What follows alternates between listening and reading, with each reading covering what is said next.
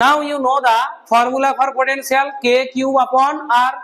For minus 2 microcoulomb 1 potential is there, and for 4 microcoulomb 1 potential is there. So we have to write here resultant potential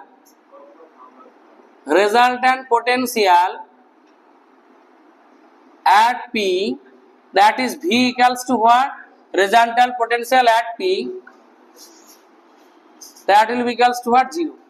And you know that this resultant potential is a combination of two potential, for this charge and for this charge. So we can write V1 plus V2 equals to 0. In place of V1, what we can write? K Q1 upon R1 plus K Q2 upon R2 equals to what? 0. Now in place of K we have to write K. In place of Q1, what you have to write? Minus 2 microcoulomb. Micro means what? 10 to the power minus 6. What is the distance? X over there. Just we are writing from the basic formula. Okay.